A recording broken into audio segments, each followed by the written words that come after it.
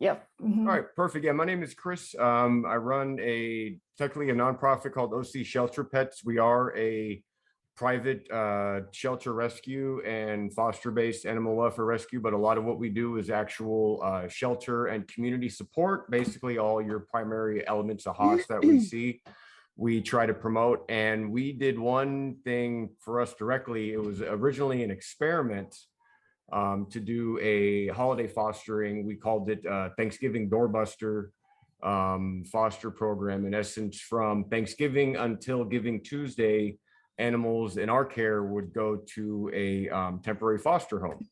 And we actually, it was because it was just experimental, it was a really low key marketing program. We just limited it to our own social media pages and then community focused Facebook groups, as well as Nextdoor, Patch, anything that's just basically within Orange County realm. And we actually got so much of feedback and foster applications. We reached out to some of the shelters we're already partnered with to see if they'd be willing to include some of their adoptable dogs into the program. Because currently we only have, it's a small private shelter we have, which only has about maybe 10 to 12 dogs at a time. And we had a large amount of foster inquiries to the point we were able to get from 6 of our dogs at our rescue into temporary foster. We were able to get another 14 from 3 other organizations to put 20 dogs into temporary foster homes. Now it's a small number. The biggest thing to really point out is we have 12 shelters in Orange County that we participate with to help promote their animals and give the community whatever support it needs. They don't necessarily have open foster programs like we're talking about. They have your general foster programs, which are your kittens and your puppies and medical needs that would have healing. So if the animal comes in with like a sprained leg or something that's going to be quickly healed and then to available, those are the only foster programs they have available right now. We had a larger open foster program with one of our shelters, but unfortunately through staffing and COVID and executive changes, that basically went this back down to your normal foster program. So while 20, in essence, it's a small number, the fact that we were able to get 16 publicly adoptable pets into temporary homes, but it was actually a really good step forward, and especially since this was really, like I said, an experimental program. We just kind of put it out there for our dogs, and just because of the volume of contacts we got, we ended up reaching out to some of our other partner associates, and we did get few that were, as previous speaker was saying, that were like looking for small dogs. We did get a few of those. However, we did have elderly, minor medical needs dogs that are still, sitting available for adoption. So we're able to get some, some smaller dogs that had minor medical ailments into temporary foster homes and give them the proper supply. Some of them needed medicated bathing or, your usual gabapentin, Rimadyl, daily dosages and stuff. So we're able to supply them with all those needs. And then out of those 20, we had 5 got adopted during the temporary foster process. 7 requested to continue fostering their pet until it gets adopted. 2 were adopted to someone else while in foster. 2 more were adopted upon return. It's kind of one and the same, because the 2 were from either posts or communications from the foster online, where they saw the pet and then they were able to arrange picking it up when it went back to the shelter. And then out of those 20, at the end of the, Jesse, can we do our check-in? out of those 20, at the end of the day, 4 ended up going back to the shelter. And now, ironically, we had 4 of our 6 get adopted. So we actually were able to transfer in those 4 that got returned to our organization. So those 4 technically that got returned, they didn't get returned back to the shelter. They're now back with us, where they're going to be, a little more quiet time. It's a smaller shelter. There's more one-on-one interactions with each dog. So it'll really kind of be a definite win-win to them as well. That's amazing. So just quickly, like, how do you work with the shelters and with foster? Like who is like the custodian of the pets while they're in the foster? Because it sounds Oh, like that it was a kind of an arrangement between the shelters. yeah, well, for OC Shelter Pets, it's a nonprofit I basically started. Luckily, it was just prior to COVID out of necessity. Myself and a few other members, we are all volunteers, trainers, behaviorists with different shelters here in Orange County. Like I said, we have 12. In Orange County, it's literally the smallest county in Southern California, but we're the third most populated next to Los Angeles and San Diego, but we're the second most condensed. So next to San Francisco, we're the most condensed in terms of population per square mileage. So we're like crammed in like sardines. And with the 12 shelters, it's luckily we're less than 1,000 square miles, Orange County itself. And to compare it to you, San Diego and LA, they're like 4,500 to 4,700 square miles. So we're a really small footprint with a lot of people. So we were able to have, we have different volunteers. Like I said, we go to shelters, not only assisting with your normal volunteer dog handling work with their adoptable pets, but then we also help out for training and behavioral modification work for your ones that are not yet available for adoption, or they might be rescue only candidates for whatever the reason might be. So we have our nonprofit that helps us go in a little above your normal volunteer spectrum to provide a little much more support that goes outside of your liability restrictions for a normal volunteer.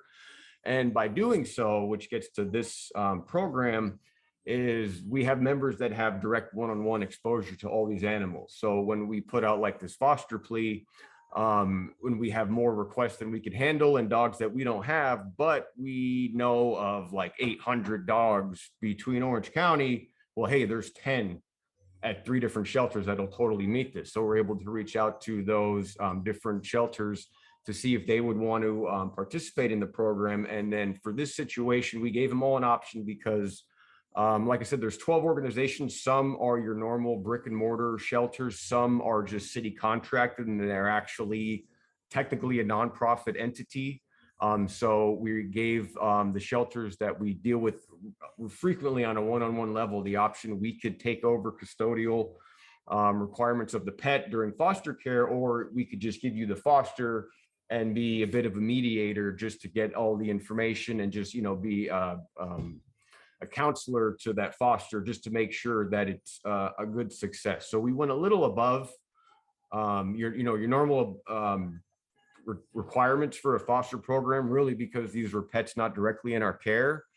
And it was a bit of a foot in the door approach. We really want to make sure this is as easy of a transition for the shelters and these temporary foster offers, because if this becomes something successful, we could then go back and try to expand it a little more the next holiday, or just see if we could have just a bigger foster program. That way it's not just limited to your puppies and your kittens, because there's a lot of animals that would benefit greatly just by getting 2 or 3 weeks out of the shelter to go back and be able to just, have a sense of normalcy for another month before they get adopted, situations like that.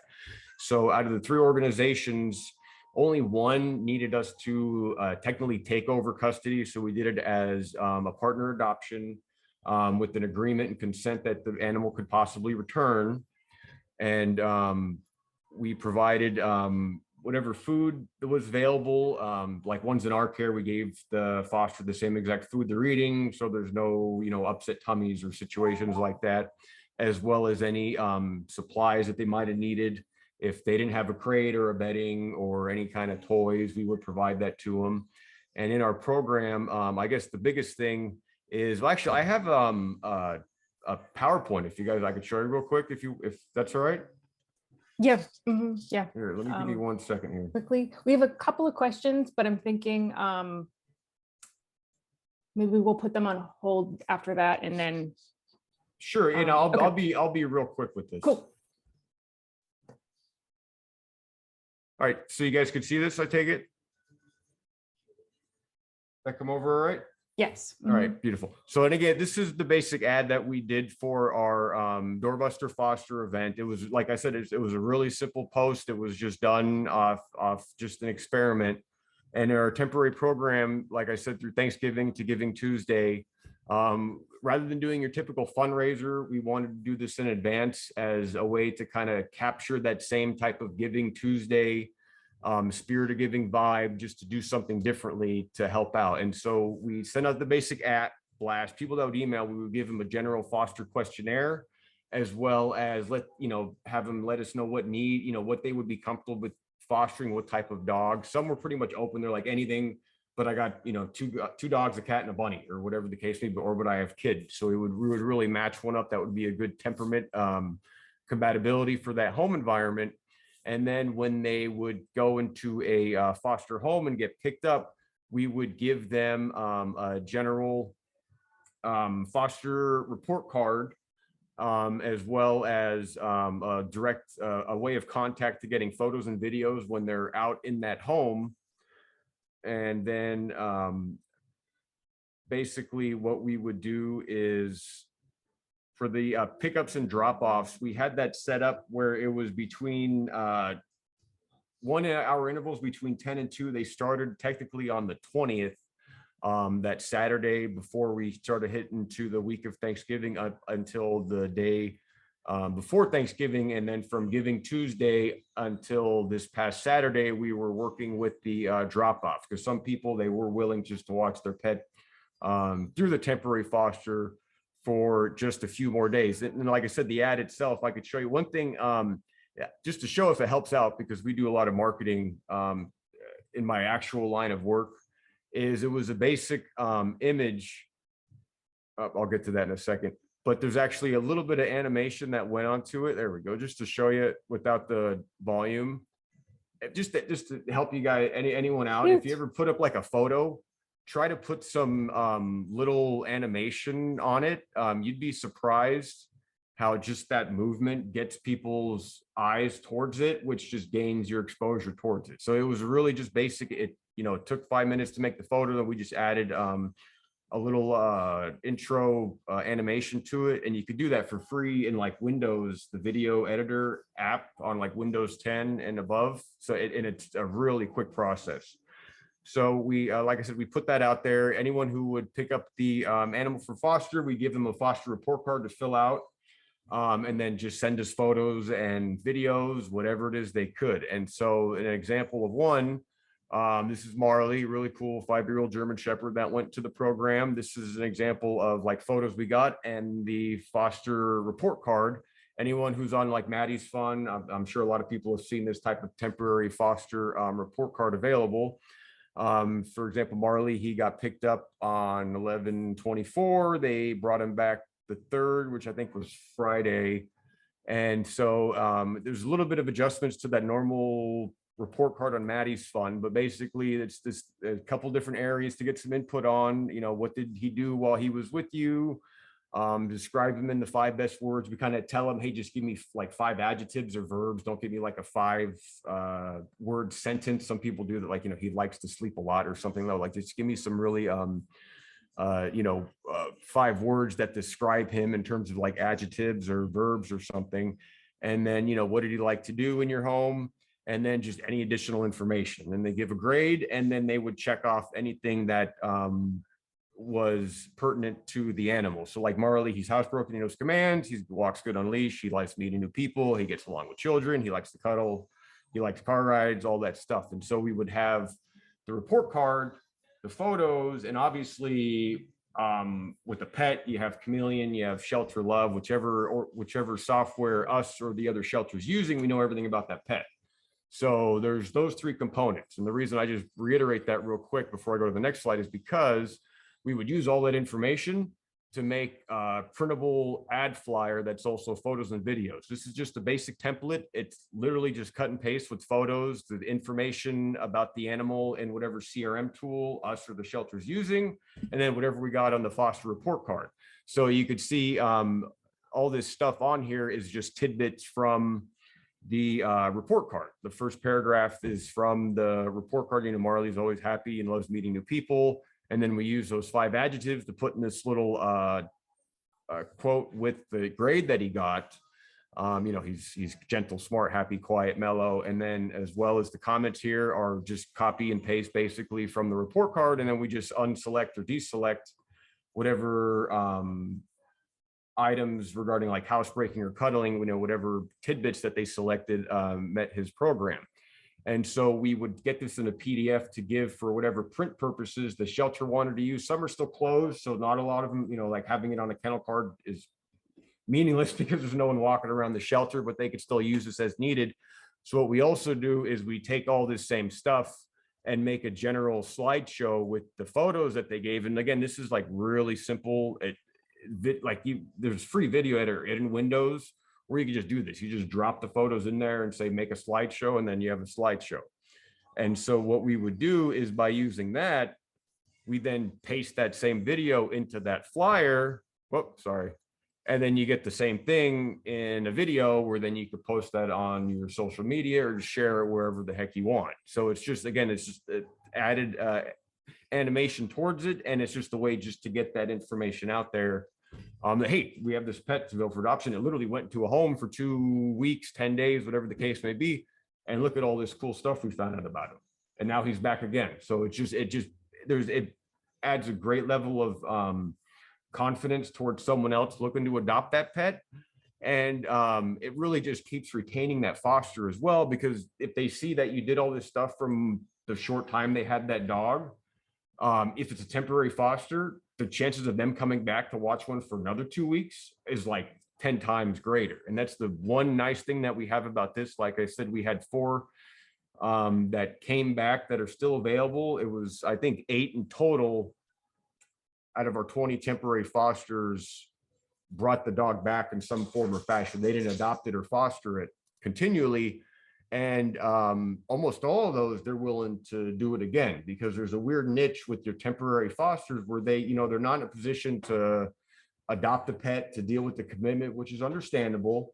The long-term fostering is something they're just, they're hesitant towards because they don't want to watch a dog for 3 months and then just have this this attachment to it where they never wanted to go anywhere or feel bad. So, hey, there's temporary fostering. And there's a lot of people out there, at least in Southern California, where they like doing this. They're able to give something back to the community. And it's kind of a non-obligational foster. They know there's a time limit involved. So they realize that it's not something that they're going to be stuck with for months or years. Well, again, I've fostered a lot of dogs. There's that basic commitment, but it's a weird little niche. And if there's people that want to do it and we could find pets to put into it, it's a viable solution for a lot of pets out there. And this goes back, here's just, I could only fit so many photos, but these are some of the guys that went into our temporary foster program. It was mostly big dogs and seniors, large seniors and small seniors. And so, like I said, out of the 20, 5 got adopted, 7 stayed in foster, 2 got adopted by someone while they're in foster care, and then 2 got just picked up within the day or the day after they got returned. And then there's just 4 that were returned that we were able to just take in on our own from the 4 that we got adopted. And these were all just dogs hanging out. A lot of them were just your typical long stay dog, just whatever photos were from the website were just not really garnering enough attention. And these are like some of the examples that we got from the fosters in terms of photos and stuff that they sent for the pet. Awesome. Thank you so much. Chris, if you don't mind putting your email in the chat. Oh, sure. I feel like I'm so sorry about the time that we're having to crunch it all in. I could have had probably each of you, all 3 of you, do a whole a whole meeting on these. They're really cool programs. Any last words before we move on to Allie? If you think of it, put it in the chat. We're good. Yeah, hi, Christopher. I was just wondering, you only work with 3 shelters for this pilot study, right? But there's 12 shelter altogether. So how many dogs are there in those? Oh gosh, there's over 720, I think, right now. And then that's including adoptable ones on stray holds, ones that are not available for public adoption. They're either being behaviorally assessed or already placed rescue only. So there's well over like 720 total in Orange. Like I said, we're the third most populated in California.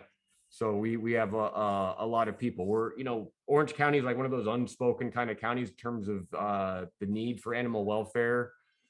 We got Riverside just above us in LA, and they're usually, if it was on that Maddie's phone call this morning, LA County is always the most talked about, and they need a lot of help. But like Orange County, we literally have the third most populated county in Orange County, and we're 25% the size of LA County. So it's like we're weird climate over here, basically. That's great. And I have another question. Mhm. So this is the first year that you actually tried this pilot study, right?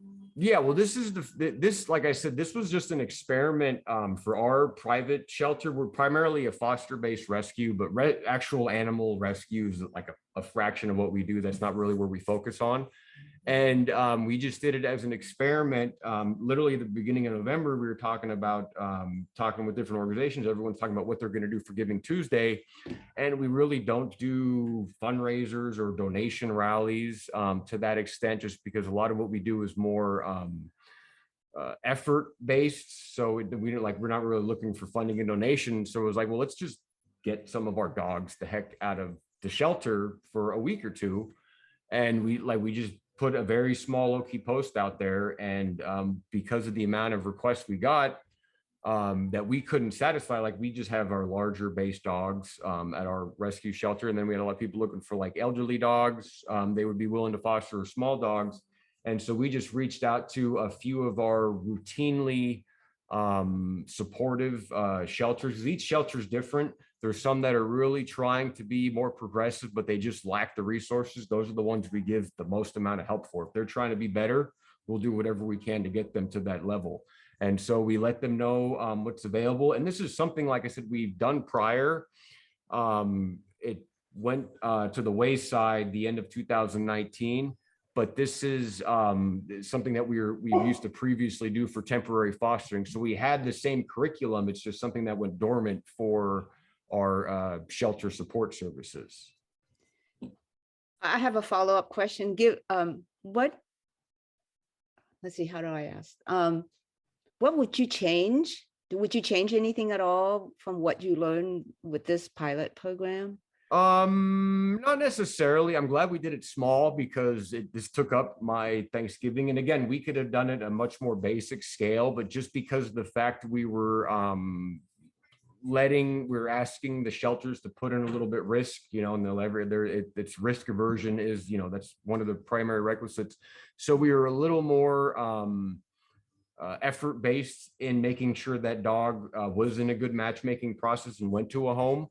So I don't necessarily think we would have done anything directly different. Had I known we would have gotten this much exposure, we might have rallied up some additional support ahead of time, because we were coming in after the fact going, hey, I got like 30 more other people we're looking at that are putting in applications. Would you like to help out? If we kind of, knowing now what we have, we could have been a little more proactive in getting that connection and, preparing some pets in advance.